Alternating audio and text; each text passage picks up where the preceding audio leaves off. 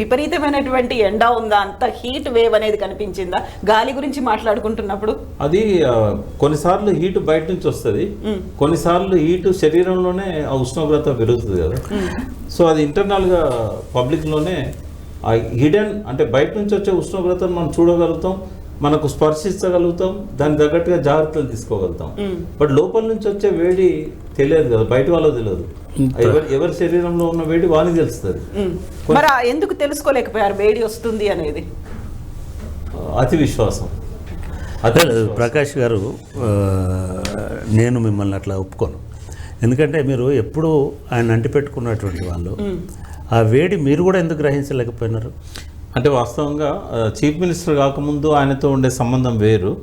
Chief minister అయినాక కూడా ఒక 6 months 1 year వరకు అప్పుడు చక్రపాణి గారు కూడా సెక్రటేరియట్కు 1-2 సార్లు అక్కడ కలుసుకున్నాం మేము సీఎం గారి దగ్గర. అంటే ఈ పబ్లిక్ సర్వీస్ కమిషన్ చైర్మన్ ముందు ఇవ్వక ముందు. అయితే అది ఆఖరి అంటే ఆయనతో క్లోజ్గా మూవ్ అయిన ఆఖరి సంవత్సరం 2014-15. అంటే నాకు కేసీఆర్ గారు మొదట్లోనే ఆయన నాకు ఎప్పుడో చాలా మంచి విషయాలు చెప్పేవారు. అంటే నా క్యారెక్టర్ను మోల్డ్ చేయడానికి, నా యాటిట్యూడ్ను నేను మార్చుకోవడానికి చాలా విషయాలు ఆయన చెప్పినవి నేను ఫాలో అయినా. అయితే అందులో ఒక విషయం ఏంటంటే, ఏదన్నా ఈ 1-on-1 మాట్లాడే విషయం ఉన్నప్పుడు అది ఇతరుల ముందు మాట్లాడకు. నన్ను ఒక్కరినే కొంచెం పక్కకు రండి పిలిస్తేనే చెప్పాలి, లేకపోతే విడిగా ఉన్నప్పుడన్నా చెప్పాలి. అయితే ఆయన బాగా బిజీ అయిపోయిన తర్వాత 2015 తర్వాత ఈ 1-on-1 టైం ఇవ్వలేకపోయాడు. ఆఖరికి ఎప్పుడన్నా బ్రేక్ఫాస్ట్కో లేకపోతే నైట్లోనో పోయి కలిస్తే అప్పుడు కూడా మళ్ళీ ఒక 4-5 ఉండేవారు. వాళ్ళ ముందట ఆయనకు ఏం చెప్పగలుగుతాం? జనరల్గా కేసీఆర్కి ఎవరు సలహాలు ఇవ్వరు. 1-2 అప్పుడు జయశంకర్ గారు నేను ఇస్తుండేది. జయశంకర్ గారు కూడా పోయిన తర్వాత ఏదన్నా ఆయన అడిగితే చెప్పేది. అప్పుడు జయశంకర్ గారు ఒక సలహా ఇచ్చారు నాకు, నేను ఎప్పుడు ఎవరికి చెప్పలేదు, ఇప్పుడు చెప్తున్నాను. చెప్పండి. అంటే కేసీఆర్ గారితో నా సంబంధం ఎట్లుండాలి అని అడిగాను. లాస్ట్కి వచ్చినది జయశంకర్ గారు నెక్స్ట్ డే చనిపోయాడు. అడిగితే ఏమన్నాడంటే, పిలవంది పోకు అడగంది చెప్పకన్నాడు. అయితే నేను అది మెయింటైన్ చేశాను ఈ లాస్ట్ 10 years. జయశంకర్ గారు 2011లో చనిపోయారు. ఉద్యమకాలం కాబట్టి ఆయన పిలవపోయినా నేను వెళ్తూ ఉండేది. రెగ్యులర్ ప్రతిరోజు దినచర్య అది. పొద్దున్న లేవగానే బ్రేక్ఫాస్టో లేకపోతే లంచో ఆయనతో స్టార్ట్ అయ్యేది. ఆయన ఢిల్లీ పోతే ఆయనతో పాటు ఢిల్లీ పోయేది. బట్ అంతకుముందు నేను 2008లో పార్టీకి రిజైన్ చేశాను. చేసిన తర్వాత ఒక తెలంగాణ ఉద్యమకారునిగా ఆయన నన్ను వెంట పెట్టుకునేది. మళ్ళీ నేను పార్టీలో జాయిన్ కాదు. నాకు బాగా గుర్తుంది. అంటే నేను ఆ రోజు 1-2 ఛానల్, అంటే నేను అప్పుడు రెగ్యులర్గా ఛానల్స్లో కూర్చునేవారు. ప్రకాష్ గారు, మన బెల్లయ్య నాయక్ గారు, ఇంకొక 3 తిరుగుబాటు చేశారు కేసీఆర్ గారు. 2008 అన్నది అంటే తిరుగుబాటు అనద్దు దాన్ని. వీళ్ళు ప్యారలల్గా మీటింగ్ పెట్టారు, తెలంగాణ విమోచన సమితి. తిరుగుబాటు అని అంటే కేసీఆర్ గారి, నేను ఉన్నా కదా ఆ రోజు మీతో. ఆయన యాటిట్యూడ్ నచ్చకను, ఆయన పథకం నచ్చకను, ఉద్యమంలో ఆయన తప్పటడుగులు వేస్తున్నారని చాలా విమర్శలతోటి వీళ్ళు బయటికి వెళ్ళారు. బహుశా అద్దెకి దయాకర్ ఉన్నారా అప్పుడు? వీళ్ళు 3 బయటికి పోయినారు. పోయి సికింద్రాబాద్లో ఏదో హాల్లో హరిహర కళాభవన్లో ఒక మీటింగ్ పెట్టారు. సుఖారామయ్య గారు. ఆ రోజు నేను లైవ్లో వీళ్ళిద్దరు ఉన్నారు, బెల్లయ్య ఉన్నాడు, వీళ్ళు దిలీప్ ఉన్నాడు. వీళ్ళందరూ కలిసి అసలు తిరుగుబాటు అది, ఎందుకంటే అది రికార్డ్స్ కూడా దొరుకుతాయి ఇప్పుడు. పెద్ద తిరుగుబాటు చేసినారు. నేను స్ట్రాంగ్గా వీళ్ళని అపోజ్ చేసినారు. మేము దాదాపు 1.5 సేపు ఆర్గ్యుమెంట్ అయింది. తర్వాత వీళ్ళు ఒక తెలంగాణ సంఘం మీద పెట్టారు, విమోచన సమితి, తెలంగాణ విమోచన సమితి అని కూడా ఒకటి పెట్టారు. చాలా ఆశ్చర్యంగా అప్పుడు వెళ్ళిపోయిన వాళ్ళు ఎవరు మళ్ళీ కేసీఆర్ దగ్గర కనపడలే. కానీ ప్రకాష్ మాత్రం ఒక 3 నెలలలో మళ్ళీ కేసీఆర్ దగ్గర అంతే సన్నిహితంగా. జనరల్గా కేసీఆర్ తోటి ఉన్న ప్రాబ్లం ఏమిటంటే, చాలామంది ఉద్యమకారులకి వాళ్ళు నొచ్చుకుంటారు. కేసీఆర్తో పనిచేసిన ఉద్యమకారులు నొచ్చుకునే అవకాశం ఉంటుంది. వాళ్ళు వెళ్ళిపోతే ఇంకా మళ్ళీ రారు.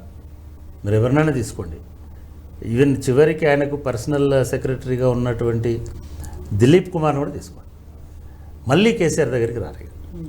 ఎందుకంటే అంత హ్యూమిలియేషను ఫీల్ అవుతామని చెప్తుంటారు. అటువంటిది ఆయన మీద తిరుగుబాటు జెండా ఎగరేసి సొంతంగా ప్యారలల్ ఆర్గనైజేషన్ స్టార్ట్ చేసి, నేను ప్రకాష్ గారిని అడుగుతున్నది ఏంటంటే, ఇది జరిగి కూడా 20 సంవత్సరాలు అవుతుంది, 15 సంవత్సరాలు అవుతుంది. అంటే ఇది ఉద్యమ ప్రస్థానంలో చాలామంది మర్చిపోయిన సంఘటన ఇది. కానీ అటువంటిది మళ్ళీ మీరు ఒక్కళ్ళే కేసీఆర్ దగ్గరికి ఎందుకు రాగలిగినారు? ఇది నా ప్రశ్న. అయితే ఆ సందర్భం కూడా చెప్తాను. నేను అప్పుడు అసెంబ్లీలో ఆయన ఎమ్మెల్యేగా నిలబడమంటే నేను 2004లో నాకు వద్దని చెప్పాను.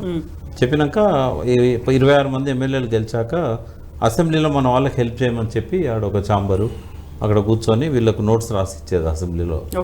అప్పుడు గవర్నమెంట్లో బాగున్నప్పుడు వీళ్ళ పద్ధతుల మీద వీళ్ళు చర్చించాలనుకున్నప్పుడు మాట్లాడాలన్నప్పుడు అయితే ఈ వర్క్ చేస్తున్న క్రమంలో ఒకరోజు ఏమైందంటే చాలా కాలం తర్వాత 2008 అయితే వీళ్ళంతా రిజైన్ చేస్తామని చెప్పి కేసీఆర్ గారు రిజైన్ చేయమన్నారు మమ్మల్ని అని చెప్పి ప్రిపేర్ అయ్యారు. బట్ ఇంటర్నల్గా నా దగ్గరికి వచ్చి మాకు నువ్వే ఇన్ఛార్జ్ కదా, కేసీఆర్ గారికి నువ్వు నచ్చ చెప్పు, జయశంకర్ గారిని ఎంట తీసుకపో నచ్చ చెప్పి మేము ఎవరో మళ్ళీ గెలవం. ఇప్పుడు వాళ్ళు 16 మందిలో నా దగ్గర 10 మంది వచ్చారు. 10 మంది వచ్చి మేము గెలవమని అన్నారు. నేను లైట్ తీసుకున్నా.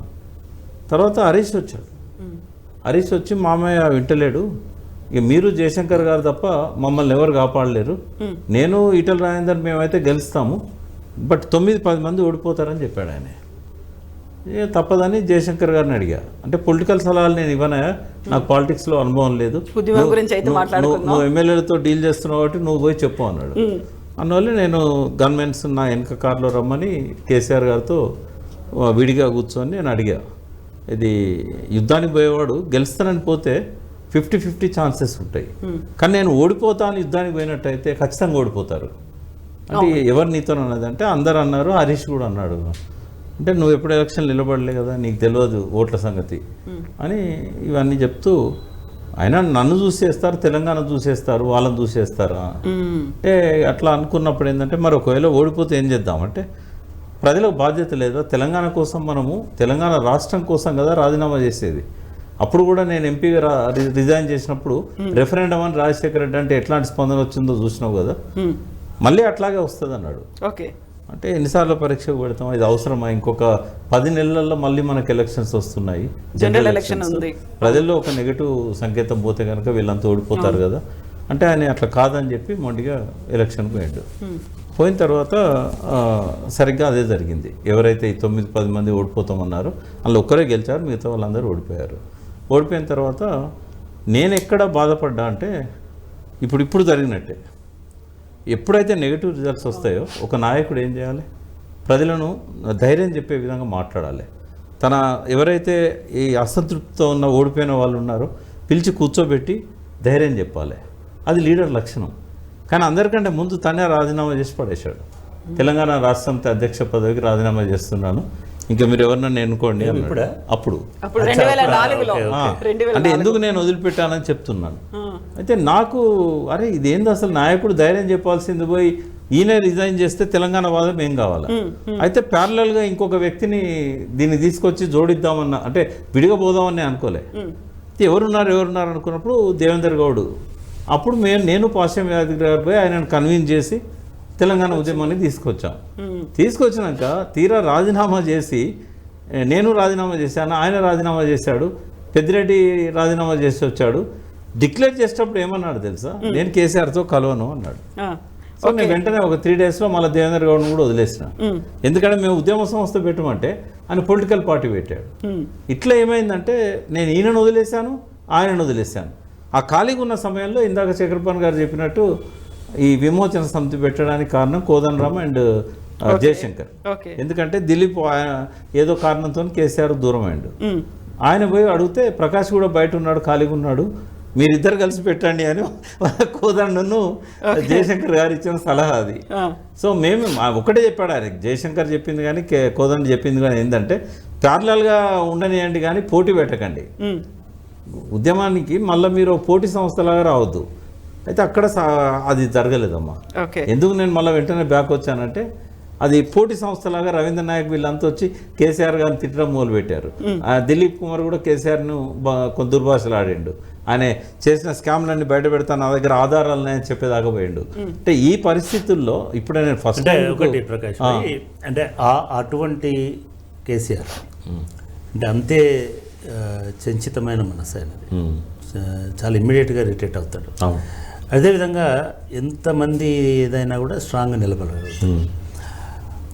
అప్పుడు మీరు విమోచన సమితి పెట్టినప్పుడు లేదా కేసీఆర్ని దూరం చేసినప్పుడు దూరం అయినప్పుడు మళ్ళీ వచ్చినప్పుడు మీకు అనిపించిందా కేసీఆర్ తోటి తెలంగాణ వస్తుంది అసలు అని? ఎప్పుడు మాకు ఆ నమ్మకం అయితే ఎప్పుడు ఉంది. కేసీఆర్తో తెలంగాణ వస్తుందన్న నమ్మకం నేను ఆయన వదిలిపెట్టిన నాడు కూడా పోలేదు నాకు.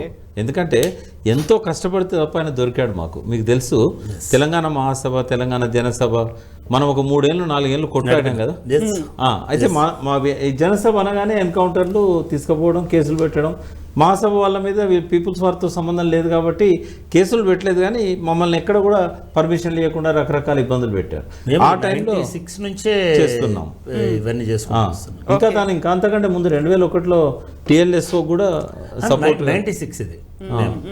అంటే నిజానికి మా జర్నీ అనేది నాకు పర్సనల్గా అయితే జయశంకర్ గారు కరీంనగర్లో జగపతిరావు గారి మీటింగ్ 87లో, అంటే నిజంగా కూడా తెలంగాణ వాదం అనేటువంటిది ప్రజల్లో ఎట్లా ఉంది, ఉంది, సజీవంగా ఉంది. ఎప్పుడు కూడా తెలంగాణ డ్రై కాలే. తెలంగాణ ఆకాంక్ష అనేది అంటే నిజానికి ఇప్పుడు అవకాశం వచ్చింది కాబట్టి కరీంనగర్లో ఒక ముసలాయన ఉండేవాడు. ఆయన పేరు కమాల్ కరీంనగరి పేరులో అట్లా పెట్టుకున్నాడు. ఆయన సాయుధ పోరాటం అప్పుడు ఉన్నాడు, తెలంగాణ దీనిలో ఉన్నాడు. మళ్ళీ 69 మూమెంట్లో చాలా యాక్టివ్గా ఉన్నాడు. బ్రహ్మచారి ఒక్కడే ఉండేవాడు. ఒక లైబ్రరీ, ఇల్లంతా ఒక లైబ్రరీ ఉండేది. మేము ఆ జీవగడ్డ పత్రిక దగ్గర పక్కన బిల్డింగ్లో ఉండేది. నేను ఒకసారి వెళ్ళాను. అసలు ఆయన మీద ఆసక్తితోటి తెలంగాణ ఆయన ఒక గంట సేపు కూర్చోబెట్టుకొని తెలంగాణ వైభవం, తెలంగాణ గురించిన రచనలు ఇవన్నీ చెప్పాడు. అదే కాలంలో ఇద్దరు తెలంగాణ గురించి మాట్లాడేవాళ్ళు. ఒకరు ఇప్పుడు మన గవర్నర్గా రిటైర్ అయినటువంటి విద్యాసాగరరావు గారు, CH విద్యాసాగరరావు, ఆయన మెట్పల్ నుంచి ఎమ్మెల్యేగా ఉండేవారు. ఇంకొకరు జగపతిరావు గారు, ఆయన కరీంనగర్ నుంచి ఎమ్మెల్యే ఉండేవారు. ఇద్దరు యువకులు, మంచి వాళ్ళు ఎప్పుడు తెలంగాణ గురించి. ఒకరోజు జగపతిరావు గారు తెలంగాణ నీటి వనరులు బహుళార్థక సాధక ప్రాజెక్టులు ఇట్లాంటి టైటిల్ తోటి ఒక సెమినార్ పెట్టారు. సరే, ఆ సెమినార్కి కవర్ చేయడానికి నేను రిపోర్టర్గా వెళ్ళాను. వెళ్ళేటప్పుడు అల్లం నారాయణ గారు మాకు సభ పెట్టారు. జయశంకర్ సార్ వస్తున్నాడు, ఇంటర్వ్యూ అడుగు వీలైతే. సరే, ఒక పద్మనాయక కళ్యాణ మంటపంలో ఇది పెట్టారు. అది అయిపోయిన తర్వాత నాకు షాక్. జయశంకర్ గారు గంట సేపు మాట్లాడారు. నా మైండ్ అంతా అసలు తెలంగాణ గురించి ఇంత తప్పించే, అసలు తెలంగాణ అంటే అప్పటికి తెలియదు నిజానికి. సరే అనుకుని 87 పోయి 86 అనుకుంటా, 87. సరే, ఆయనతోటి మాట్లాడితే R&B గెస్ట్ హౌస్కి రా మాట్లాడదామన్నాడు. మళ్ళీ అక్కడికి పోయి మళ్ళీ 2 గంటలు అక్కడ మాట్లాడు. అరే ఏంది నా అనుకొని, సరే ఆయనతో పాటు రాఘవేంద్రరావు అని Osmania university professor, sociology professor. సరే, నా గురించి అడిగాడు ఆయన. అరే నువ్వు సోషియాలజీ చేయాలి అది ఇదని కొంచెము ఫైన్. మళ్ళీ నేను అనుకోకుండా ఒక 2 ఏళ్ళకి నేను సోషియాలజీ మళ్ళీ అదే యూనివర్సిటీకి వచ్చాను, ఉస్మానియా యూనివర్సిటీకి. రాఘవేంద్రరావు మళ్ళీ జయశంకర్ గారు అప్పుడు సిఫెల్లో ఉండేవారు. సో అట్లా మొదలై మేము 96లో ఈ మనము ఫస్ట్ ఇంకోటి Telangana centre for Telangana studies అని ఒకటి పెట్టినాం. బోల్డ్ అన్ని వ్యాసాలు రాయడము. అప్పుడు తెలంగాణ ఇన్ఫర్మేషన్ ట్రస్ట్ అనేది ఒకటి ప్రభాకర్ వీళ్ళతో ఉండేవాళ్ళం అప్పుడు, కాలోజీ. సో ఇట్లా సజీవంగా నడుస్తూనే వస్తున్నది. దానిలో మొట్టమొదటిసారిగా ఇన్నారెడ్డి గారు, నిజానికి నేను 92లో కాకతీయ యూనివర్సిటీలో జయశంకర్ గారు నేను అప్పటికే UGC పాస్ అయినాను, గోల్డ్ మెడలిస్ట్ని. చలో నువ్వు వచ్చేసి నాతో పాటు రా, కాకతీయ యూనివర్సిటీలో చేరమన్నాడు. బండప్రకాష్ అని ఒక మిత్రుడి ద్వారా అప్లికేషన్ పంపించాడు. సరే, నేను అప్లై చేసిన, నాకు ఉద్యోగం ఇచ్చాడు, నేను అక్కడికి పోయాను. నేను పోయినాక ఒక 6 నెలలకి 1 ఇయర్కి 92లో ఇన్నారెడ్డి గారు వచ్చారు. వచ్చి మనం తెలంగాణ ఉద్యమం మొదలు పెట్టాలా, ఇది చేయాలి. దానికంటే ముందు మనం భావవ్యాప్తి చేయాలి. సో మనం కొన్ని పుస్తకాలు వేయాలన్న అని మొత్తం ఇన్ఫర్మేషన్ తెచ్చేవాడు. ఎన్ని భూములు, ఎక్కడ ఆక్రమణ అయినాయి, ఎన్ని పరిశ్రమలు మూతపడ్డాయి, ఎన్ని స్కూళ్ళు, ఎన్ని కాలేజీలు, అవన్నీ చేసి దగాపడ్డ తెలంగాణ అనే ఒక సిరీస్ తోటి ఒక 5 బుక్లెట్స్ని ఒక 2 ఏడాది కాలంలో తీసుకొచ్చినాం. సరే, నేను మళ్ళీ 94లో హైదరాబాద్కి వచ్చిన. మళ్ళీ ఇన్నారెడ్డి వచ్చినాడు. వచ్చి లేదు మనం మీటింగ్లు పెడదామని నరసాపూర్లో, మెదక్లో, చాలా చోట్ల ఫస్ట్ మీటింగ్ చిన్న మీటింగ్స్ అన్నీ పెట్టుకున్నాం. టీచర్లతోటి, స్టూడెంట్స్ తోటి, ఇట్లా ఒక 10 మీటింగ్స్ ఇన్నారెడ్డి గారు పెడుతూ పోయేవాళ్ళు. ఫైనల్గా ఆయనకి ఇక్కడ నుంచి ఒక ఇండికేషన్ వచ్చింది, ఎస్ మీరు మొదలైతే పెట్టండి, ప్రజలు కదులుతున్నారు. అప్పుడు భువనగిరిలో జేని మల్లయ్య గుప్తా అని పాపం మొన్ననే చనిపోయారు. పిట్టల శ్రీశైలము, మల్లారెడ్డి, ఇట్లా కొంతమందిని కలిసి అసలు మనం భువనగిరిలో ఒక తెలంగాణ ఆత్మగౌరవ వేదిక అనేటువంటి దాంతో ఒక పెడదామని 97 మార్చ్లో పెట్టినాం. ఆ ఆర్గనైజర్స్లో నేను, ఇన్నారెడ్డి గారితో పాటు పాషిం యాదగిరి వీళ్ళందరం కలిసి ఈ ప్రయత్నం చేసినాం. దానిలో 2 క్లాసులు 2 సెషన్స్ నేను తీసుకున్నా. ఇది అయిపోయిన తర్వాత ఒక 6 నెలలకి మళ్ళీ డిసెంబర్లో వీళ్ళు సూర్యాపేటలో ఒక మీటింగ్ పెట్టారు. ఆగస్టులో దానికి కూడా కారణం ఏంటంటే 1 మంత్ లోపే గద్దర్ మీద కాల్పులు చేశారు. ఇది ఏప్రిల్లో మార్చి 8, 9 ఏమో భువనగిరిలో జరిగింది. ఏప్రిల్ 6 నాడు గద్దర్ను తెలంగాణ అన్నందుకే ప్రత్యేకంగా టార్గెట్ చేసి చంపాలనుకున్నారు. ఆ కోపంతో మేము మళ్ళీ ప్రిపేర్ అయ్యి తెలంగాణ అంటే చంపుతారా అని చెప్పి ఆగస్టులో తెలంగాణ మహాసభ పెట్టాం. కొద్ది నెలల్లోనే వీళ్ళంతా కలిసి జనసభ ఆర్గనైజేషన్. అయితే ఇదంతా ఎందుకు వచ్చింది ప్రాసెస్ అంటే లీడర్స్ మేము వెతకడంలో, అంటే తెలంగాణ కావాలని ఉంది, గ్రౌండ్ ప్రిపేర్ అయింది, కానీ మెయిన్ స్ట్రీమ్ లీడర్స్ ఎవరు రాకపోతే, పొలిటికల్ పార్టీ పెట్టకపోతే పార్లమెంట్ లో బిల్ ఎట్లా పెడతాం? అందుకని ఆ వేటలో నేను జయశంకర్ గారు, కేశవరావు జాదవ్ ఓ 10 మందిని ట్రై చేసిన తర్వాత లాస్ట్ కు మాకు కేసీఆర్ గారు ఆయన మిమ్మల్ని పిలిచారు. అట్లా ఆ టీంలో మీతో పాటు ఇన్నారెడ్డి కూడా ఉండే. ఇన్నారెడ్డి ఇద్దరం అదే చాలా కొన్ని రోజుల పాటు ఇన్నారెడ్డి అయితే ఆ టైంలో నాకు ఫోన్ చేసి నన్ను రమ్మని కలవమని అంటే కూడా నేను ఎన్నడూ యాక్చువల్ మేము ఇద్దరమే ఉంటుంది. ఆయన నేను కార్యక్రమం అంటే కేసీఆర్ కి వెనక ఎడమ నేను, కూడి ఆయన, ఇట్లా మాది ప్రయాణం మొదలైందమ్మా. అంత ప్రయాణం ఉద్యమ సమయంలో కీలకమైనటువంటి ఒక లీడర్ కావాలి, ఒక పొలిటీషియన్ కావాలి ఉద్యమాన్ని నడిపించడానికి, రాష్ట్ర సాధన కోసం అనుకున్నప్పుడు కేసీఆర్ కనిపించారు. అయితే ఒకటి తను అడిగిన ప్రశ్న ఏంటంటే మళ్ళీ ఎట్లా నువ్వు దగ్గర అయినావు, ఎందుకంటే ఎవరు కాలేదు. అయితే కాలేదు. ఇన్నారెడ్డి అంత చాలా చాలా కష్టపడతాడు కదా ఆయన, మళ్ళీ కాలేదు. చాలా మంది పోయారు అట్లా. ఎన్ఎం పోయినాడు, ఇంకొకరు పోయినాడు, ఉద్యోగం వదిలేసి వచ్చాడు. ఎన్ఎం శ్రీనివాస్, కేకే మహేందర్ రెడ్డి. నేను పేర్లు చెప్పాను కానీ మళ్ళీ వాళ్ళు వస్తామంటే కూడా కేసీఆర్ వద్దన్నాడు. అయితే ఆ రోజు ఏమైందంటే నేను విమోచన సమితిగా వద్దనుకొని మార్నింగ్ రిజైన్ చేశాను. విమోచన సమితికి రాజీనామా చేసి అదే రోజు నేను ఢిల్లీలో ఉన్నాను. నేను రాజీనామా చేయడానికి కారణం ఏంటంటే ప్రజా సంఘాల జేఏసీ పెట్టాడు దిలీప్. అయితే నేనన్నా ప్రజా సంఘాల జేఏసీని మెయిన్ జేఏసీలో మనం మెంబర్గా ఉందాము, నేను అక్కడ రిప్రజెంట్ చేస్తా అన్న. వాళ్ళు ఒప్పుకోలేదు. ఒప్పుకోకపోతే నేను మీ జేఏసీ నాకు వద్దు, నేను కోదండ జేఏసీకి వెళ్తానని చెప్పి నేను ఇక్కడికి వచ్చి ప్రేక్షకులలో కూర్చున్నా. కూర్చుంటే కేసీఆర్ గారు ఇట్లా పికప్ చేసి నన్ను లంచ్ టైంలో దగ్గరకు వచ్చి చేయబట్టుకొని ఆయన నా టేబుల్ దగ్గరకు వచ్చి చేయబట్టుకొని తీసుకుపోయి డాన్స్ మీద ఆయన పక్కన కూర్చోబెట్టుకున్నాడు, కోదండం కూడా జరిపి. అట్లా స్టార్ట్ అయింది. ఇక ఆయన ఆప్ట్ చేశాడు అట్లా. అయితే ఇక్కడ చాలా కీలకంగా ఉంది వర్తమానానికి. ఇన్నేళ్ల తర్వాత ఉద్యమంలో అప్పుడు మీరు వెతికి పట్టుకున్న తర్వాత రాష్ట్రం వచ్చింది, 10 ఏళ్ళు అయింది, మేము దశాబ్దంలో శతాబ్దం అభివృద్ధి చేసినామని సీఎం కేసీఆర్ చెప్పిండ్రు. ఆ తర్వాత మాకు సీఎం కేసీఆర్ ఉన్నారు, ఆయన వల్లే అభివృద్ధి అవుతుంది, 3.0గా కేసీఆర్ని కూడా ప్రొజెక్ట్ చేసిండ్రు. ఇన్ని అయిన తర్వాత అసలు ఎక్కడ ఫెయిల్ అయినరు అంటే మీ ఇన్నేళ్ళ మీ జర్నీలో చూసిన తర్వాత, 10 ఏళ్ల పరిపాలన కూడా చూసిన తర్వాత ఏం జరిగింది? ఫస్ట్ ఏంటంటే మేము పార్టీ పెట్టిన కొత్తలో ఇన్నారెడ్డి కూడా ఉన్నప్పుడు కంపేర్ చేస్తున్నాం. అప్పుడు ఏంటంటే ఇది కమ్యూనిస్ట్ పార్టీలలో సెల్స్ అని ఉంటాయి, అంటే చాలా పకడ్బందీ నిర్మాణం ఉంటుంది. మనం ఇట్లా చేయాలి, తెలుగుదేశంలో కూడా ఇట్లనే చేసాము అని చెప్పి కేసీఆర్ గారు చాలా ఉత్సాహపూర్వకంగా మాట్లాడారు. తర్వాత ఆల్ ఆఫ్ సడన్ ఏమన్నాడు, మన ఉద్యమ పార్టీ మన నిర్మాణం అవసరం లేదన్నాడు. అని ఆ 14 ఏళ్లలో చాలాసార్లు నిర్మాణం లేదు. కానీ ఎప్పుడైతే అధికారంలోకి వచ్చారో కంపల్సరీ నిర్మాణం ఉండాలమ్మా. ఇప్పుడు నిర్మాణం కూడా లేదు, సూపర్ఫిషియల్ అంతా. అంటే కాంగ్రెస్ పార్టీ ఎట్లుంటుందో అట్లే ఒక లీడర్ ఉంటాడు, చాలాసార్లు అధ్యక్షులే ఉంటారు, కింద నిర్మాణం ఉండదు. నిర్మాణం ఉండుంటే ఈ పరిస్థితి రాకపోయేది. ఒక సంస్థాగతంగా నిర్మాణం లేదు. అంటే నేను ఒక మాటలో చెప్పాలంటే మేము విప్లవ గ్రూపులకి వెళ్ళి పనిచేసి వచ్చిన వాళ్ళం. ఆ నిర్మాణానికి ఇక్కడ చూస్తే జమీన్ ఆస్మాన్ అంటాం, ఏం లేదు, ఇక్కడ నిర్మాణమే లేదు. పైనుంచి ఆదేశాలు రావాలి, వాళ్ళు ఫాలో కావాలి. ఇప్పుడు పార్టీ పరంగా నిర్మాణం లేదనుకోవచ్చు, మరి ప్రభుత్వ పరంగా ఎక్కడ లోపం జరిగింది? ఇంటెలిజెన్స్ పసిగట్టడంలో వైఫల్యమా, లేకుంటే వాళ్ళు కూడా ఏమన్నా ఒక లెసన్ టీచ్ చేద్దామని అనుకున్నారా ముఖ్యమంత్రి గారికి? ఎందుకంటే ఇంటెలిజెన్స్కు అందలేదు, బట్ సెఫాలజిస్టులకు ఎట్లా అందుతుంది? ఎలక్షన్ల కంటే వారం రోజుల ముందే తెలిసిపోయింది కింద గ్రౌండ్లో కాంగ్రెస్ అట ఒకసారి 2 సార్లు వేసాం, ఒకసారి మార్చుకుంటాం. ఇది వచ్చిన తర్వాత కూడా అలర్ట్ కాకపోతే ఎట్లా? అంటే ఒకటి నేను ఒప్పుకోను.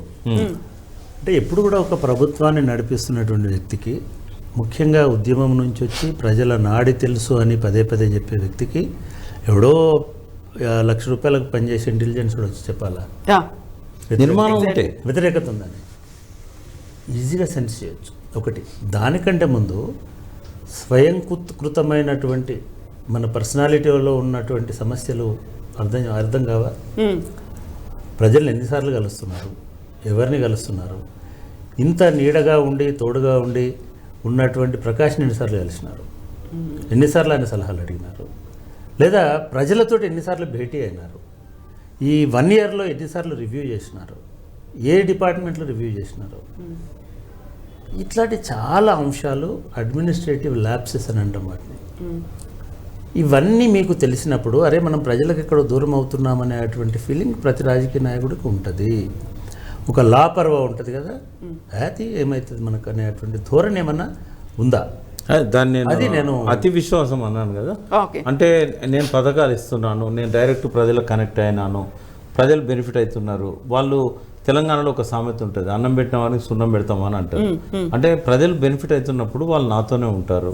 అప్పుడు కూడా 2018లో అనూహ్యంగా వచ్చినాయి కదా, 88 అది ఈ అతి మీరిన విశ్వాసానికి కారణం.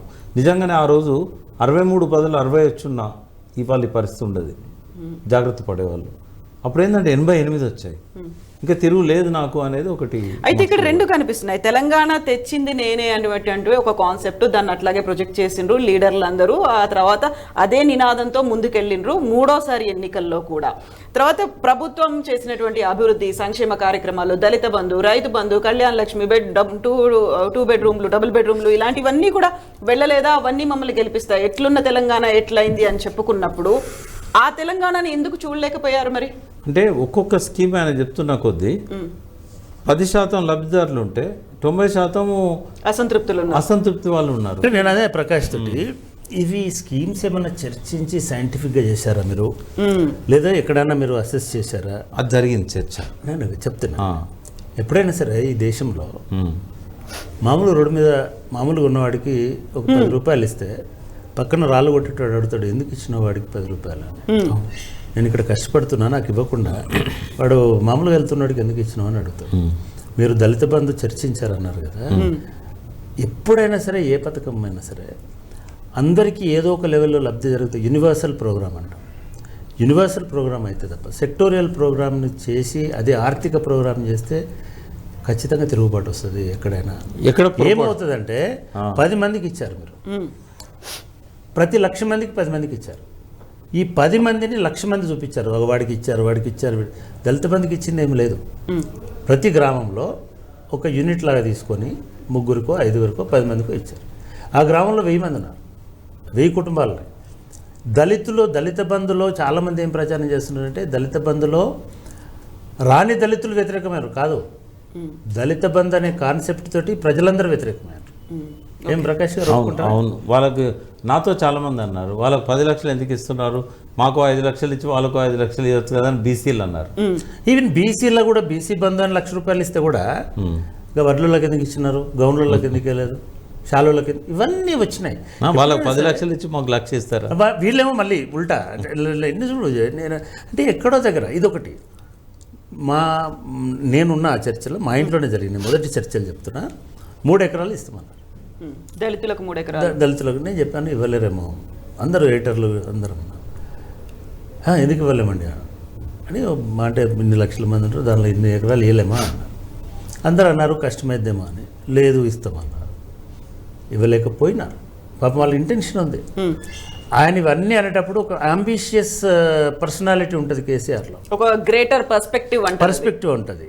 ఆయన ఏం చెప్తాడు అంటే ఆ 3 ఇష్యూస్లో KG to PG డిస్కషన్ ఒక హాఫ్ డే జరిగింది. ఓకే, దాన్ని సాధ్యాసాధాలు చెప్పినప్పుడే తిప్పితే 30 లక్షల మంది ఉంటారు స్టూడెంట్స్, 30 లక్షల మందికి మనం విద్య ఇవ్వకపోతే ఈ తెలంగాణ వచ్చేందుకు అని అన్నాడు ఆయననే. అంటే ఒక ఉద్యమకారుడికి ఉండే ఎమోషన్ ఉంటుంది కదా, ఉద్యమకారుడి ఆకాంక్ష ఉంటుంది కదా, అది చాలా బలంగా ఉంటుంది. 2 బెడ్రూమ్ల ఇల్లు అనేటువంటిది తెలంగాణ ఉద్యమంలో ఊరూరు తిరుక్కుంటూ చెప్పినాడు. అల్లుడు వస్తే ఎట్లా, మేకపిల్లని ఎడగట్టేస్తారు, పిల్లలు ఏడ పండుకుంటారు, ఏడ తింటారు. ఇదంతా మంచి యాంబిషనే. కానీ అది ఎందుకు విఫలమైంది, ఎందుకు కట్టినవి కూడా ఇవ్వలేకపోయినారు, ఎందుకని మేము ఇన్ని ఇచ్చినామని చెప్పుకోలేకపోయినారు? ఇది ప్రకాష్ గారు ఈ రెండింటికి ఒకటే కారణం. ఏది 3 ఎకరాలు ఇవ్వకపోవడానికి, ఈ 2 బెడ్రూమ్ ఇవ్వకపోవడానికి. రెండింటికి కారణం ఏంటంటే, ఇప్పుడు చక్రపాణి గారి ఇంట్లో వారు డిస్కస్ చేసిన టైంలో ₹1,00,000 1,50,000 ఎకరం. ఆ టైంలో ఆయన ఫామ్ కూడా కొన్నది, ఆయన ఫామ్లో ల్యాండ్ కొన్నది కూడా 1,00,000, 1,50,000, 1,70,000 అయ్యర్ సైడ్. కానీ ఎప్పుడైతే ముఖ్యమంత్రి అయిందో రేట్లు విపరీతంగా పెరిగినాయి. ఒక 1 ఇయర్లోనే 3 లక్షల నుంచి 6 లక్షలు, 8 లక్షలు, 10 లక్షలు ఇట్లా పెరిగినాయి. పెరిగేసరికి సిటీలనే ల్యాండ్ ఉంది, గవర్నమెంట్ ల్యాండ్, రూరల్లో లేదు. ఆశ్చర్యం ఏంటంటే ఎప్పుడు పట్టణంలో ల్యాండ్ ఉండదు, కానీ ఇక్కడ ఫార్చునేట్లీ నిజాం సర్ఫేకాస్ ల్యాండ్స్ అన్ని చాలా వరకు గవర్నమెంట్లో ఉన్నాయి. కాబట్టి ఈవెన్ నౌ మొన్న ఎలక్షన్లో కూడా 2 లక్షలు ఆల్రెడీ ఇక్కడ కడుతున్నారు, కొన్ని కట్టారు, కొన్ని హ్యాండ్ ఓవర్ చేశారు. ఇంకా 1,00,000 కూడా ఇక్కడనే అనౌన్స్ చేశాడు ఆయన. హైదరాబాద్ సరౌండింగ్స్లో ఇంకా 1,00,000 మందికి. రూరల్లో మాకు 25,000 ఇవ్వమంటే కూడా జాగలేదు, నేను ఇవ్వలేను. 3 ఎకరాలది కూడా అట్లే విఫలమైంది. అయితే స్టార్టింగ్లో 1 lakh 2 lakhs ఉన్నప్పుడు కొన్నారమ్మా, చాలా వరకు బడ్జెట్ పెట్టి కొన్నారు. ఆ స్పెషల్ కాంపోనెంట్ ప్లాన్ 300 కుటుంబాలకు ఇచ్చారు. అదే SCP ఫండ్స్ ఉంటాయి, ఆ స్పెషల్ కాంపోనెంట్ ప్లాన్ డబ్బులతో కొన్నారు. బట్ తర్వాత కొందామంటే ఇక అవి బాగా పెరిగిపోయినాయి. కేసీఆర్కి ప్రజలతో ఉన్నటువంటి కనెక్ట్ కావచ్చు, ఆ కమ్యూనికేషన్ స్కిల్స్ కావచ్చు, కేసీఆర్ తెలంగాణలో ఎంత తిరిగారో అంత తిరిగినటువంటి ఇంకొక లీడర్ లేదనేది, ఉద్యమాన్ని చూశారు, 10 ఏళ్ల పాలనను చూసిండ్రు. అప్పుడు అక్కడున్నటువంటి స్థానికంగా ఉన్నటువంటి ఎమ్మెల్యేలను మార్చాలనుకున్నారు. బట్ సీఎం మాత్రం కేసీఆరే ఉండాలి అనేంత వ్యతిరేకత ఉన్నప్పటికీ కేసీఆర్ వైపే చూశారు అప్పుడు. బట్ ఇలా ఎందుకు మారిపోయింది అంటే చాలా ఉన్నాయమ్మా కారణాలు. ఒక మేజర్ రీజన్ ఏంటంటే, ఇవాళ గవర్నమెంట్ పడిపోవడానికి ఫస్ట్ కారణం చెప్పాలి అని అంటే ఎమ్మెల్యేల మీద వ్యతిరేకత. ఇది మొట్టమొదటి కారణం, గ్లేరింగ్గా కనబడ్డది.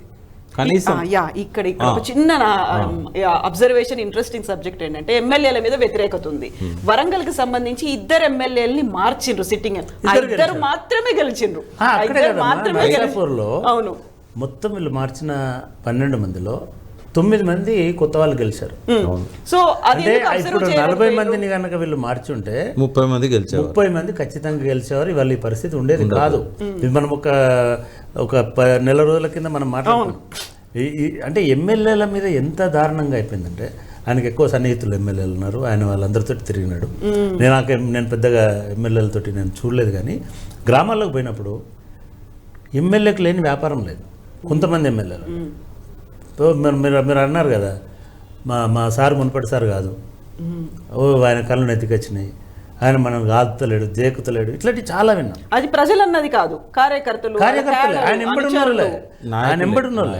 ఎందుకంటే ప్రజలు ఎప్పుడు సీఎంను కలవాలనుకోరమ్మా. ఇప్పుడు ఎందుకంటే ఇప్పుడు ఉద్యమ కాలంలో అంటే ప్రజలతో ఆయనకు నేరుగా యాక్సెస్ ఉండేది. ముఖ్యమంత్రి అయినాక కూడా ఆయన కలవాలని ఎవరు అనుకోరు. ఏదైనా ఉంటే ఎమ్మెల్యే ద్వారా, లేకుంటే లోకల్ లీడర్ ద్వారా ఒక హైరార్కీ ఉంది కదా. అయితే ఆ హైరార్కీకును ముఖ్యమంత్రి మధ్యలో గ్యాప్ ఉంది. ముఖ్యమంత్రి గారి దగ్గర ఏమైందంటే, ఇప్పుడు ఎలక్షన్ కూడా అయిపోయింది కాబట్టి ఏ విషయం ఆ విషయం నీట్గా మాట్లాడుకుందాం, ఎందుకంటే ఇది గుణపాఠం కావాలనేది. ఇప్పుడు మళ్ళీ బీఆర్ఎస్ డెఫినెట్గా మళ్ళీ వస్తుంది. నిన్న ఓన్లీ స్పీడ్ బ్రేకర్ అన్నాడు, అయితే బాల్ కూడా బౌన్స్ బ్యాక్ మళ్ళీ వస్తుంది అన్నాడు. అంటే ఎంత తొందరగా వస్తారని నేను చెప్పలేను, అది మాట్లాడుకుందాం. బట్ వాళ్ళు మళ్ళీ వస్తారు. ఈ తప్పులు మళ్ళీ చేయకూడదు అనేది ఇప్పుడు చెప్తున్నాం. వాళ్ళని ఏదో తక్కువ చేసి మాట్లాడడం అయితే కాదు. బట్ ఒకటి ఏంటంటే, పబ్లిక్లో కింది దాకా పోయింది ఏంటంటే అవినీతి. అంటే అవినీతికి రుజువుగా కాళేశ్వరంలో ఆ చిన్న ప్రాబ్లం ఏదైతే వచ్చిందో మేడిగడ్డది, అది ఎలక్షన్ల ముందే రావడం వల్ల వాళ్ళు దాన్ని మ్యాచ్ చేసుకున్నారు. ఇంకోటి దాని మీద 21వ తేదీ నాడు ఆ కింద కుంగిపోయింది. అది 1st తారీఖు నాడు నేను వచ్చిన తర్వాత అమెరికాలో ఉంటుంది. నేను వచ్చి వీడియోలో చెప్పేదాకా కేసీఆర్ గారు కానీ, హరీష్ కానీ, కేటీఆర్ కానీ, ఇంజనీర్స్ కానీ ఏ ఒక్కరు మాట్లాడలేదు. ఎందుకంటది అది మాట్లాడి ఉంటే అది మీరు ఇప్పుడు విశ్లేషకులు, అవును, ఎందుకని మాట్లాడలేదు అంటే దాని మీద స్పష్టమైన కారణం లేదు, తెలియలేదు ఇప్పటికి కూడా. ఐజాన్ టుడే ఇప్పుడు నేను ఇక్కడ మీరు మాత్రము కారణం తెలియకుండా, నేను అదే చెప్పాను, కారణం తెలియకుండా మీ ఆత్మీయులను, మీ ప్రేమికులను, మీతో 50 ఏళ్ళు ప్రయాణం చేసిన వాళ్ళను, అసోసియేట్ అయి ఉన్న వాళ్ళను, మేధావులను, తెలంగాణ వాళ్ళను నోటికి వచ్చినట్టు ఎట్లా తిట్టారు? నేను నోటికి వచ్చినట్టు ఏమనలే. నేనేమన్నా అంటే ఒకటే మీరు ఎక్స్ప్లెనేషన్ ఇవ్వాలి. పాశం యాదగిరి గారు అవును ఇద్దరిని కోదండని అట్లా మాట్లాడొచ్చా? నేనేమన్నానంటే ఒకటే చెప్పాను, నేను అక్కడ ఏం జరిగిందో తెలియకుండా ఇట్లా మాట్లాడమేంది వీళ్ళు, ఇది ఎవరికి ఉపయోగపడుతుంది అంటే. ఇంకోటి ఏంటంటే వాళ్ళు డైరెక్ట్గా దించేయాలి, పిఆర్ఎస్ని దించేయాలి అన్న స్టాండ్ తీసుకున్నారు. అయితే అప్పటికి ఇంకా వీళ్ళది రేవంత్కును కోదండ్ ఆర్గనైజేషన్ మధ్యలో ఇంకా టైప్ కాలేదు. అయితే టైప్ అయితే నేనేం మాట్లాడిపోయేవాడిని, టైప్ కాలేదు. ఎందుకు ఈ టైంలో ఉద్యమకారులు ఉండి మీరు వాళ్ళ మాటలతోని వాళ్ళ గొంతు అంటే కలుపుతున్నారు? జనరల్గా ప్రకాష్ మంచి భాష ఉంటుంది, మంచి డెప్త్ ఉంటుంది మనిషికి. ఎప్పుడు స్ట్రాటజిక్గా మాట్లాడిన కావాలని, ఏంటంటే ఇట్లా అంటే మళ్ళీ మాట్లాడరు అని, ఇంకెవరు మాట్లాడరు. ఎందుకు మీకేం బాధ మాట్లాడితే? అంటే అదే కాదు, మీరు చీఫ్ ఇంజనీరా? లేదు లేదు, మీరు ఏమన్నా డిజైనర్, చైర్మన్, మీరు వెళ్ళండి. మీరు ఏమన్నా మీరు ఏంటది, మీరు ఎల్ఎన్టీ కంపెనీలో ఉన్న షేర్ ఉందా మీకు? చైర్మన్. నేను మాట్లాడకపోతే ఎవరు మాట్లాడతారు? అక్కడ ఇరిగేషన్ మినిస్టర్ ఉన్నాడు, సీఎం ఉన్నాడు, ఇరిగేషన్ సీఎం మిగతా ఉన్నారు. అదే అంటున్నా, చీఫ్ ఇంజనీర్ ఉన్నాడు, ఇంజనీరింగ్ చీఫ్ ఉన్నాడు. అయితే తీసుకుంటారు. నా బాధ ఏంటంటే ఒకటే, 10 రోజుల నుంచి ఎవరు మాట్లాడపోయేసరికి వాళ్ళు చెప్పిన అబద్ధాలే అవి స్వైర విహారం చేస్తున్నాయి. అయితే నేను అనేది ఏంటంటే అది ఏం జరిగిందో తెలియకుండా ఎందుకు మాట్లాడుతున్నారు నేను అన్నది కూడా అంతే. తప్పు జరగలేదని నేను అనలేదు. 1-2 మాటలు అన్నాను, నేను రాకూడదు అన్నాను, కానీ అవి కోదండను యాదగిరి గురించి మాట్లాడలేదని మళ్ళీ కూడా నేను నెక్స్ట్ డేనే వివరణ ఇచ్చాను. నాకు ఒకరోజు యాదగిరి గారు ఫోన్ చేసి, నేనే ఎవరో చిల్లర కామెంట్లు చేస్తున్నారు, ఏదో జరిగితే నేను ఫోన్ చేసి ఆ ఫలానా పిల్లోడు అట్లా చేయకూడదు, ఏమనుకుంటున్నాను నేను ఒక పబ్లిక్ సర్వీస్ కమిషన్ చైర్మన్ని, నేను అక్కడ ఉన్నోని కాదు, వాళ్ళ దగ్గర పోయింది కాదు, కలిసింది కాదు, నేను నా చేయాలి నేను ఉంటున్నా, నేను నోరిప్పితే బాగుండదు కదా, నేను కూడా అట్లే మాట్లాడగలుగుతా, నాకు సంబంధం లేదు వాడతాను అంటే. ఆయన ఎందుకో ఇదైపోయి అంటే ప్రకాష్ నన్ను అనొచ్చునా, అట్లా ప్రకాష్ నన్ను అట్లా తిట్టొచ్చునా? నువ్వు ప్రకాష్ నిన్ను తిడితే నువ్వు నన్ను తిట్టడం అయితే ఇప్పుడు కాళేశ్వరంది కీలకమైన అంశంగా మారింది డెఫినెట్ గా. అయితే ఇక్కడ ఏమైంది తెలుసా, కాళేశ్వరం ప్రాజెక్టు గురించి అనుకోలేదు వాళ్ళు, అవినీతి జరిగిందని చెప్పి నాసి రకమైన మెటీరియల్ వాడారు, తొందరగా కంప్లీట్ చేయాలని. ఇంకోటి ఆయనే చాలాసార్లు ఆయనే చెప్పుకున్నాడు కదా, నేనే దీన్ని అంతా సృష్టికర్తను అని. అయితే వాస్తవంగా ఆయనది ఏం లేదు. వాస్తవంగా ఏంటంటే ఆయన అక్కడ కావాలి నాకు బ్యారేజ్ అని అడిగిండు. బ్యారేజ్ సైట్ సెలెక్షన్ కూడా ఆయనది కాదు, లైడార్ సర్వే ద్వారా ఇంజనీర్లు చేశారు.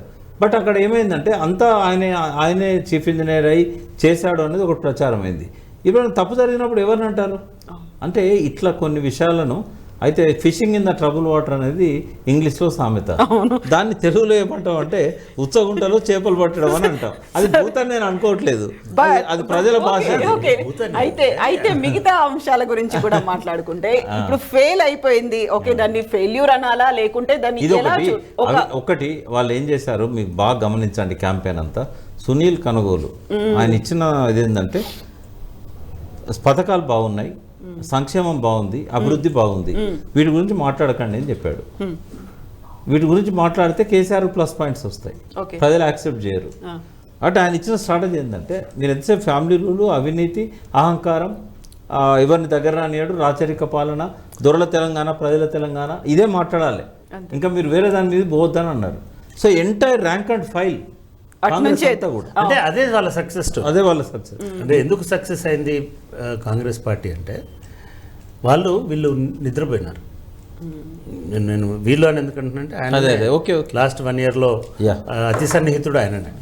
వీళ్ళు ఎంత నిద్రపోయినారంటే వాళ్ళకి ఎలక్షన్ వస్తుంది 2023లో డిసెంబర్లో అనే సంగతి కూడా మర్చిపోయి ఇట్లనే ఉంటుంది అని అనుకున్నారు.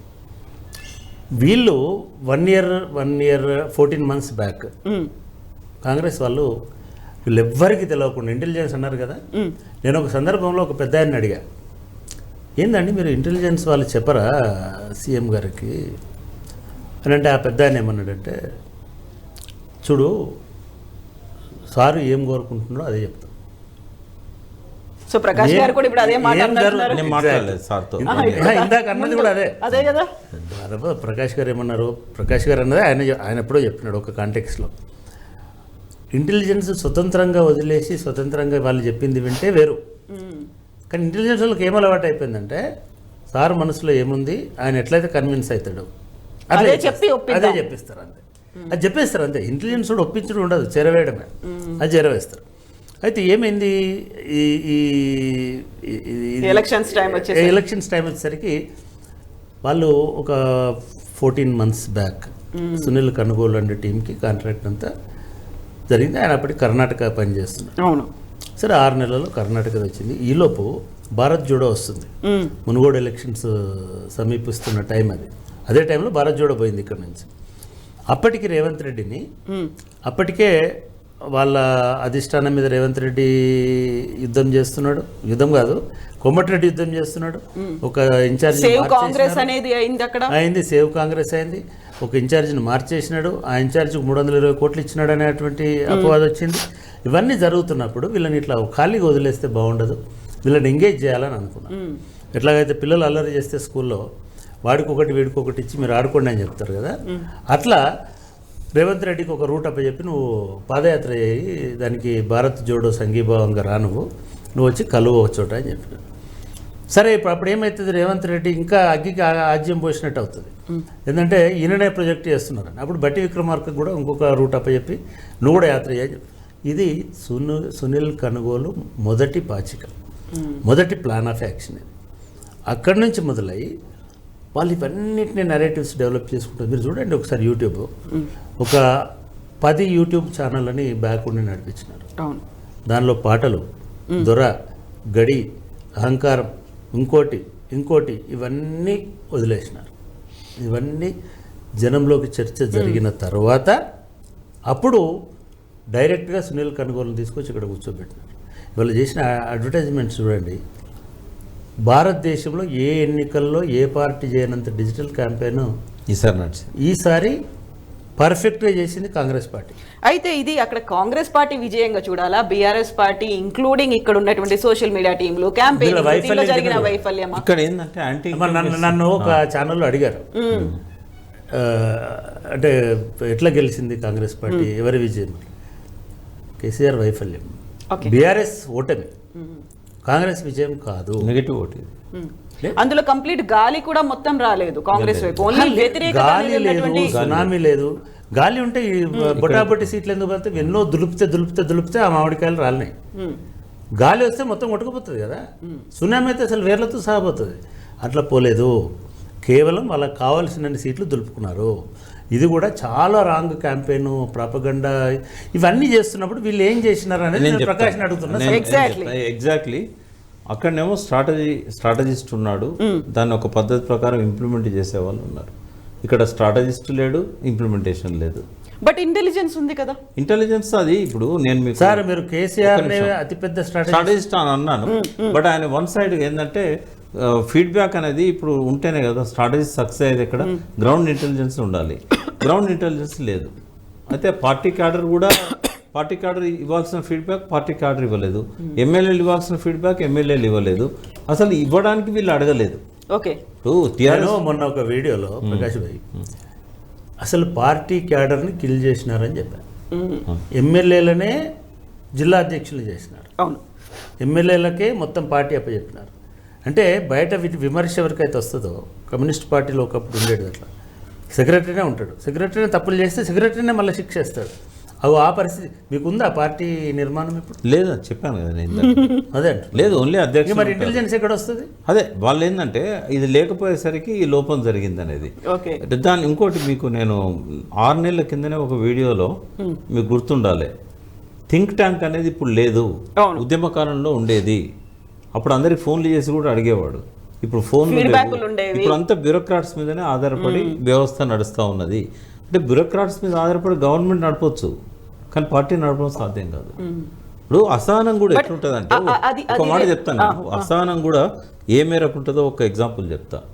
ఒక జర్నలిస్టు, బాగా మనందరికీ బాగా తెలిసిన జర్నలిస్టు, ఆయన ఇప్పుడు అనలిస్ట్ కూడా వచ్చిండు. అతను ఒక ఆర్టికల్ రాశాడు. ఆయన ఇప్పుడు హరీష్ రావు గారి దగ్గర పిఆర్ఓ ఉండే. ఆయన ఒక ఆర్టికల్ ఏం రాశాడంటే, ప్రభుత్వం సంగతి సరే, పార్టీ సంగతి ఏంది అని క్వశ్చన్ మార్కు, అది ఆంధ్రజ్యోతిలో వచ్చింది.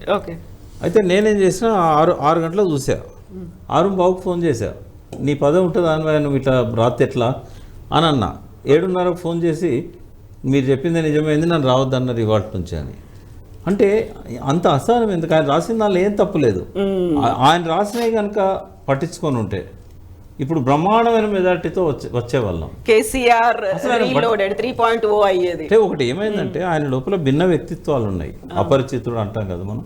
ఆ భిన్న వ్యక్తిత్వాలలో ఒక వ్యక్తిత్వం ఏంటంటే ఎవరు చెప్పేది ఏంది నాకు అనేది. ఇది చాలా ప్రిడామినెంట్గా మామూలు వ్యక్తి దాకా పోయింది అది. ఇదే ఈ ధోరణిని తెలంగాణ ప్రజలు ఎప్పుడు ఇష్టపడరు.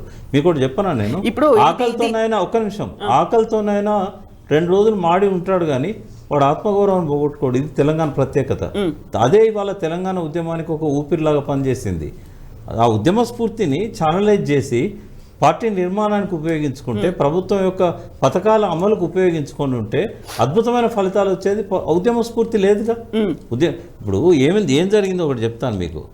పార్టీకును ప్రభుత్వానికి మధ్య అంటే కేసీఆర్ గారికి అనుకోవచ్చు, అగ్రనాయకులకు ఒక లింక్ అనేది లేకుండా ఎందుకు పోయింది అని అంటే, నాది ఇప్పటి నుంచి ఉద్యమ పార్టీ కాదు, నాది రాజకీయ పార్టీ అని అన్నాడు. కానీ అప్పటిదాకా ఆయనతో ఉన్న ఉద్యమకారులకు నో ఎంట్రీ అని చెప్పడానికి ఆయన చేసింది ఏంటంటే, ఉద్యమంతో సంబంధం లేని వ్యక్తిని, కార్యకర్తలతో పరిచయం లేని వ్యక్తిని ప్రధాన కార్యదర్శిగా పెట్టి ఆయననే మెయిన్ చేశారు. ఆయన ఇప్పుడు ఎమ్మెల్యే కూడా అయ్యాడు. ఎవరైనా ఇప్పుడు ఎమ్మెల్యే అయ్యాడు ఆయన. చాలా మంది అయ్యారు కదా, 60 మంది. అప్పుడు ఎవరు ప్రధాన కార్యదర్శి?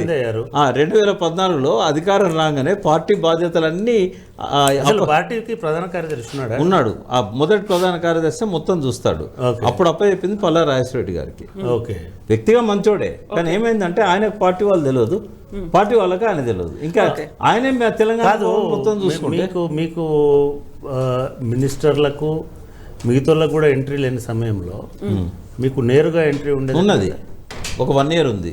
ఆ తర్వాత మీ ఎంట్రీ కూడా మూసుకుపోయింది. నా ఎంట్రీ కూడా మూసుకుపోవడానికి కారణం ఏంటంటే, ఈ ఓటుకు నోటు కేసు అయిన తర్వాత ఎవరిని రానియొద్దని సీరియస్ ఆంక్షలు పెట్టాడు. ఇది సమతా బ్లాక్లో. ఓకే. అయితే నేను పోయినాను. నేను అప్పటికి 45 days నేను ఆస్ట్రేలియాలో ఉండి వచ్చా. నాకు ఇది తెలియదు ఎవరిని రానియొద్దనే నిర్ణయం తీసుకున్నది. సరే, అందరూ ఇంటెలిజెన్స్ వాళ్ళు, పోలీసులు నన్ను గుర్తుపడతారు కాబట్టి ఎవరు ఆపలేదు. నేను నేరుగా పోయి ఆయన రూమ్ దాకా పోయినాను. అంటే అది కాదు, నేను కారణం చెప్తా. నాది ఎంత 1 year ఉంది నా ఎంట్రీ. మీరు వచ్చే సమయంలో అందరికి చెప్పిండు ఆయన ప్రకాశం ఆపొద్దు అని. కానీ నేను సౌత్ ఆఫ్రికా పోయినాక ఓటుకు నోటు అయినాక అందరిని ఆపడం మొదలుపెట్టారు. అయితే ఆ రోజు నన్ను గేట్ దగ్గర ఆపేశారు. ఆపితే నేను అలా గొడవ చేస్తే కేటీఆర్ వచ్చి ఏందంకులు అంటే ఇట్లా ఆపిల్లన్న వాళ్ళు వాళ్ళని బాగా కోపడ్డాడు, తీసుకుపోయిన తర్వాత ఆశ్చర్యకరం ఏంటంటే, ఒక 2-3 రోజుల తర్వాత సమతా బ్లాక్ కేసీఆర్ రావడం మానేశాడు. మీరు పోకపోయినా వచ్చేవాడేమో. అంటే ఒక మాట ఏం వినబడ్డదంటే, నేను అక్కడ చాలా మందికి అపాయింట్మెంట్ ఇప్పిస్తుండేది. అయితే ఆయనకు అది నచ్చలేదు. అంటే పర్టికులర్గా ఎన్ఆర్ఐస్ వచ్చారు. ఒకరోజు మార్నింగ్ నుంచి 5 గంటల దాకా వెయిట్ చేశారు. ఇప్పుడు కేసీఆర్ గారు పోయే టైం అయింది, వాళ్ళకి ఎంట్రీ దొరకట్లేదు. నేను తీసుకుపోయినా డైరెక్ట్. ఆ తర్వాత అది ఒక ప్రశ్న కూడా అయింది, అది ఎందుకు తీసుకొచ్చాడు అని. అయితే ఇప్పుడు బౌన్స్ బ్యాక్ అవ్వడానికి ఏం జరగాలంటారు? నేను ఏమంటున్నామా, ఇప్పుడు ఏ లోపాలైతే జరిగినాయని మనం మాట్లాడుకుంటున్నామో అవి మళ్ళీ రిపీట్ చేసుకోకుండా వాళ్ళు చూడాల్సిన అవసరం ఉన్నది. ఒకటేంటంటే, అందరము నిద్ర లేకుండా గడిపాం. పర్టికులర్ రాత్రి నిన్న ఈ రిజల్ట్స్ వచ్చాక నేను ఎంత ట్రై చేసినా 1 hour కంటే ఎక్కువ పడుకోలేకపోయినా. బట్ కేటీఆర్ గారు ప్రశాంతంగా నిద్రపోయారు. అది ఎందుకు అంటే లేదు, రాత్రి కూడా పడుకుంటాడు ఆయన ఖచ్చితంగా. ఎందుకనంటే ఒక గొప్ప అవకాశం కేటీఆర్కి వచ్చిందమ్మా. ఈ కుటుంబం అని వారసత్వాన్ని బ్రేక్ చేయడానికి దీన్ని ఒక ఛాలెంజ్గా తీసుకొని ఇప్పుడు రాబోయే 5 ఏళ్ళు నేను ఖచ్చితంగా చెప్పగలుగుతా, కేసీఆర్ గారు అసెంబ్లీకి రాడు. రేపు పార్లమెంట్ ఎలక్షన్లో నిలబడి మీదకి నుంచి ఆయన ఎంపీ అవుతాడు. ఆయన ఢిల్లీకి మకాం మారుస్తాడు. ఈ రోజు నుంచి కూడా ఇంకా ఆయన పార్టీ బాధ్యతలు. ఒక నిమిషం, ఇది లైవ్ ఉంది.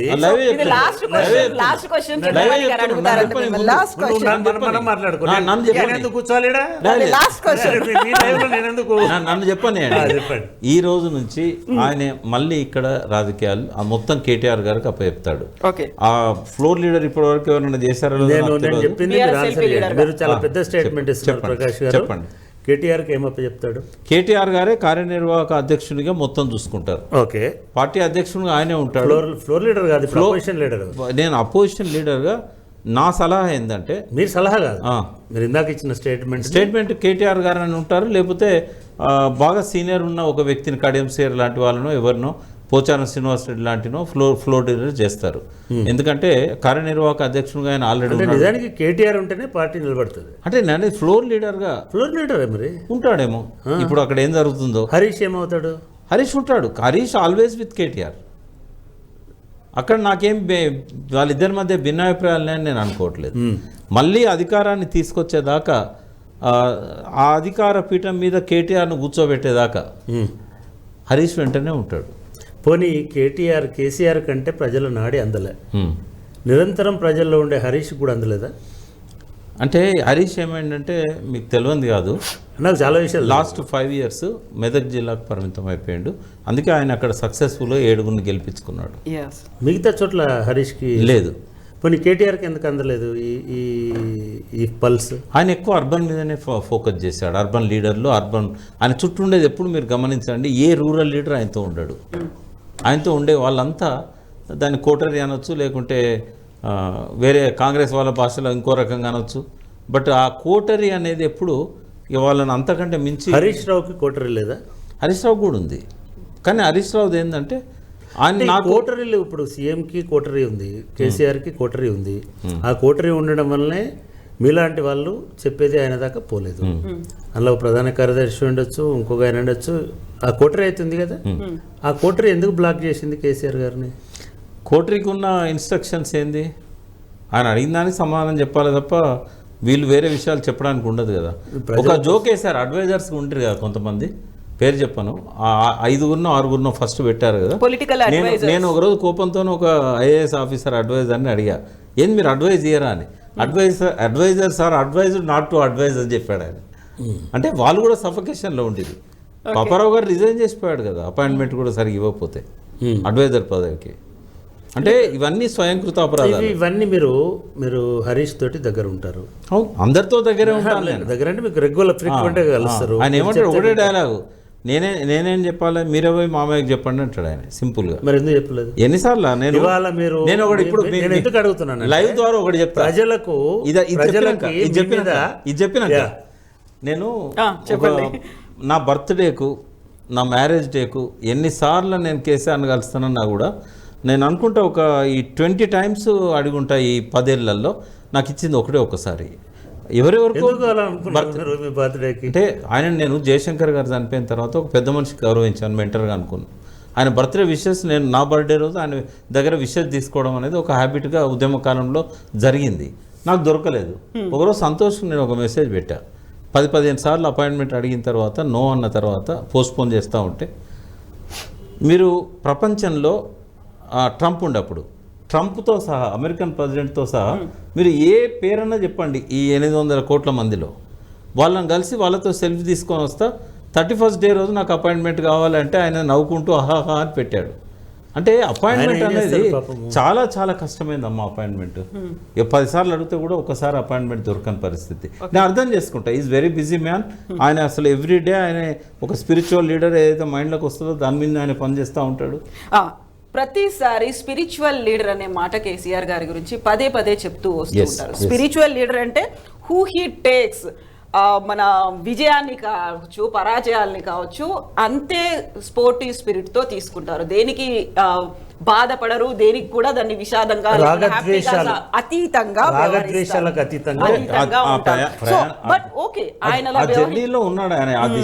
బట్ అలా ఆయన ఉండొచ్చు. కాకపోతే స్థితప్రజ్ఞత అనేది మీరు చెప్పిన దానికి స్థితప్రజ్ఞత కరెక్ట్. కాకపోతే ఏంటంటే ఇప్పుడు ఉన్నటువంటి ప్రాబ్లం, బీఆర్ఎస్ లీడర్లు కావచ్చు, కార్యకర్తలు కావచ్చు, ప్రతి ఒక్కరు అనుకున్నారు 3rd time వస్తుంది. ఒక 3 days గా డీపీలు కూడా మార్చేసుకున్నారు. కేసీఆర్ 3.0 రీలోడెడ్ అనేది పెట్టుకున్నారు. They were very confident. వాళ్ళందరూ డిసప్పాయింట్ అయ్యారు కదా, అందరు డిసప్పాయింట్ అయ్యారు. నేను కూడా ఇప్పుడు ఈ ఫలితం ఇట్లా వస్తుందని, ఇంత ఘోరంగా ఉంటుందని అయితే నేను కూడా అనుకోలేదు. సింగిల్ లార్జెస్ట్ పార్టీగా వస్తుంది లేదా 60 క్రాస్ అవుతాము 72 అని చెప్పి అనుకున్నాను నేను. బట్ ఎక్కడ మా అంచనాలన్నీ తలక్రిందులు అయినాయనంటే, చాప కింద నీరులాగా ఆ వ్యతిరేకత అనేది పెరుగుతూ పోయింది.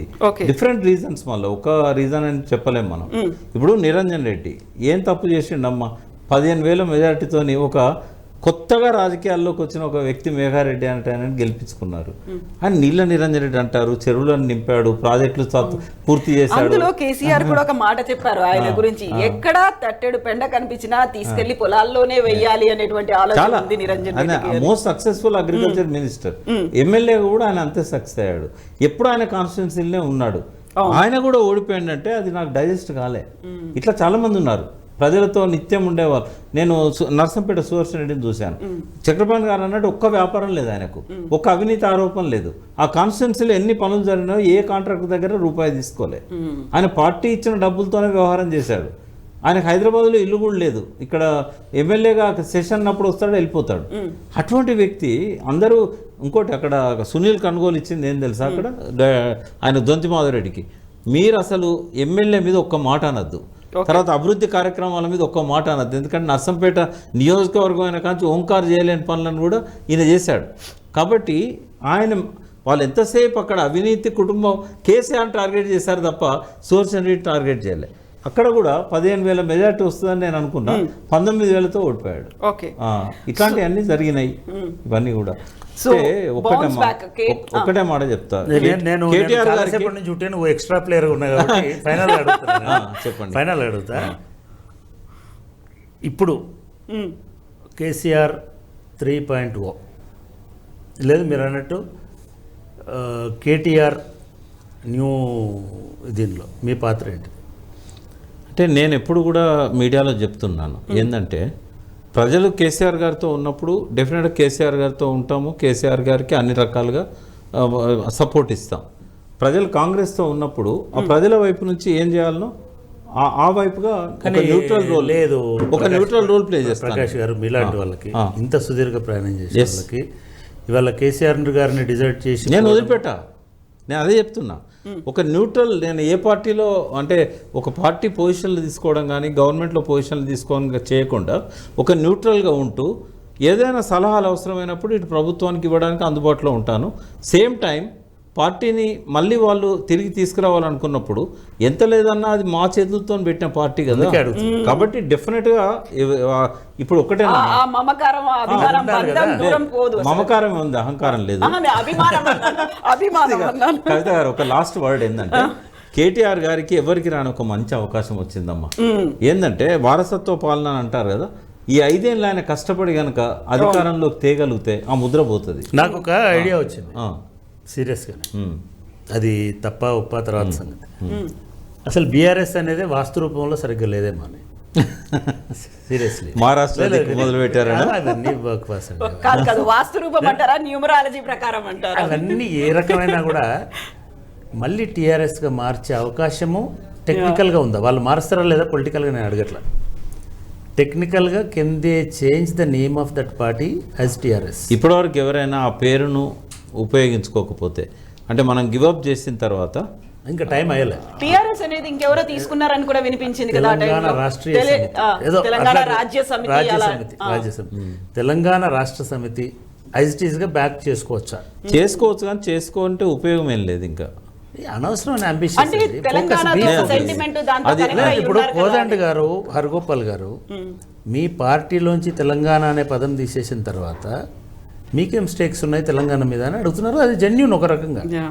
అంటే ఒక రీజన్ వరకే పరిమితమైనప్పుడు, ఒక స్టేట్ వరకే పరిమితమైనప్పుడు వాళ్ళు చెప్పేది సార్ స్టేట్ వరకు గండి సార్, ఫస్ట్ ఇంట గెలిచిన తర్వాత రచ్చా. ఇప్పుడు నేనేమంటున్నా అంటే, ఎట్లాగ ఇంత దూరం పోయిన తర్వాత వెనక్కి రావడం కంటే కేసీఆర్ గారు ఆ భారత రాష్ట్ర సమితిని చూసుకుంటూ కేటీఆర్ గారికి రాష్ట్రాన్ని వదిలేసినట్టయితే. ఇంతకాలం ఎందుకు వదిలేదు ప్రకాష్ గారు?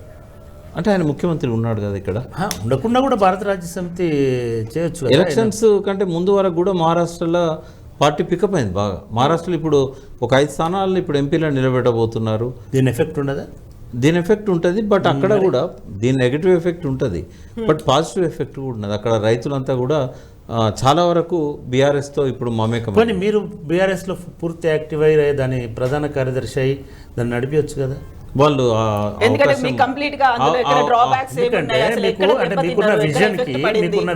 నేను ఫ్రాంక్గా చెప్తున్నా, నేను అడిగినా కూడా వాళ్ళు ఇవ్వలేదు. First point. సెకండ్ ఏంటంటే, ఇప్పుడు ఇస్తారా? సెకండ్ పాయింట్ ఏంటంటే, నేను దేశంలో ఇప్పుడు మీకు తెలుసు, నేను ఆల్ ఇండియా లెవెల్లో రాజేందర్ సింగ్తో కలిసి Indian peninsula river basin council chairman ఉన్నా. అంటే నా కింద ఒక ఎక్సెప్ట్ గంగా నది బ్రహ్మపుత్ర నది ఏరియా తప్ప మొత్తం భారతదేశం అంతా వస్తుంది.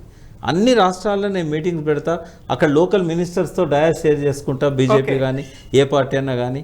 బట్ ఇన్ని పరిచయాలన్న తర్వాత కూడా వాళ్ళు నన్ను కన్సిడర్ చేయలేదు. నా అంతా నేను కూడా అడిగాను, ఎందుకు తెలియదు, ఎందుకనేది నేను చెప్పలేను. అంటే ఎప్పుడోసారి మీరు కేసీఆర్ గారు కూర్చొని ఓపెన్గా మాట్లాడుకొని ఇప్పుడు మీరు ఏవైతే చెప్పినారో పార్టీ పునర్నిర్మాణానికి లేదా ఓవరాల్గా పార్టీ కాదు పర్సనాలిటీ రీఇన్వెన్షన్ కూడా అవసరం.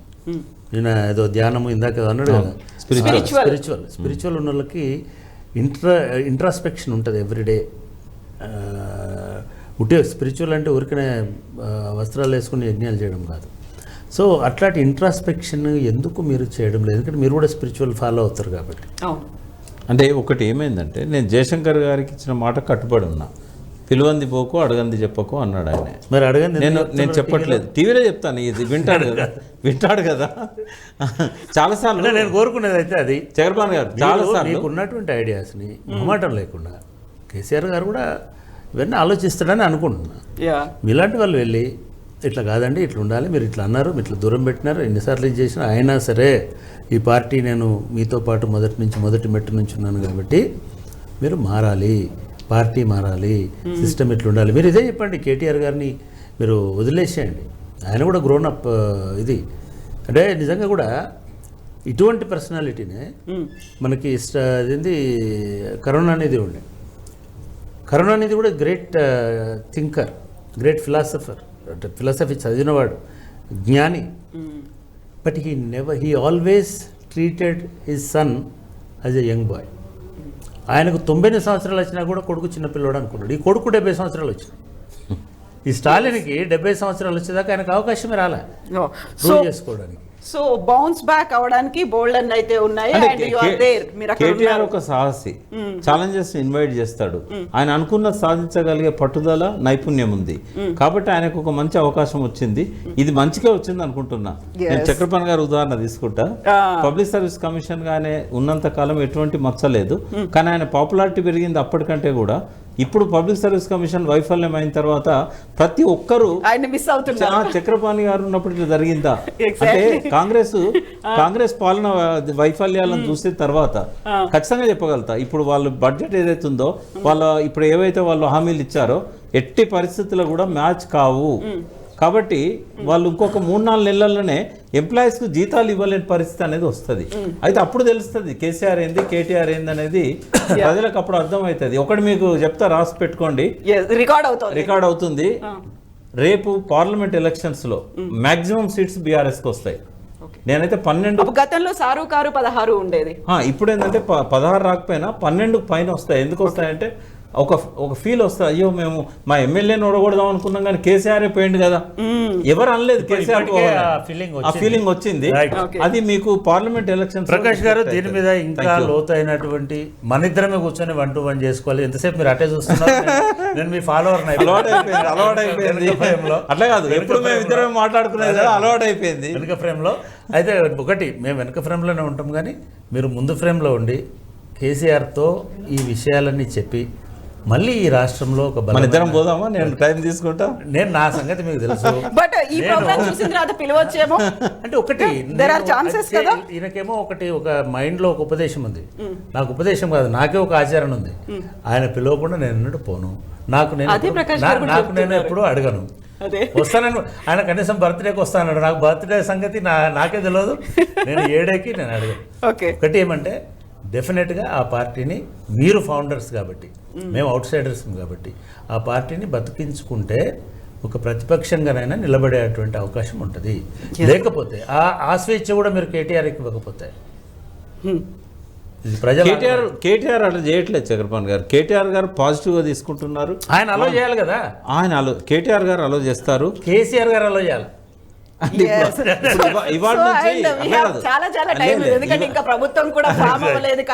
ఇవాళ నుంచి మొదటి కృష్ణుడు, 3వ కృష్ణుడు, 4వ కృష్ణుడు కూడా కేటీఆర్.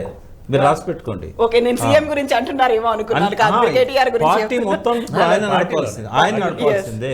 Yes. ఆ సలహాలు ఎప్పటికీ మేము కేటీఆర్ గారికి ఇస్తుంటాం, కలిసి పనిచేస్తాం. ఎస్ అండి, thank you so much. And ఇలాంటి డిస్కషన్స్ మళ్ళీ మనం పెట్టుకుందాం. Thank you so much Chakrapani గారు, ప్రకాష్ గారు, థ్యాంక్ యూ సో మచ్ అండి. Right అండి. దట్స్ ఆల్ విత్ చక్రపాణి గారు అండ్ ప్రకాష్ గారు. This is Kavitha signing off. Thank you.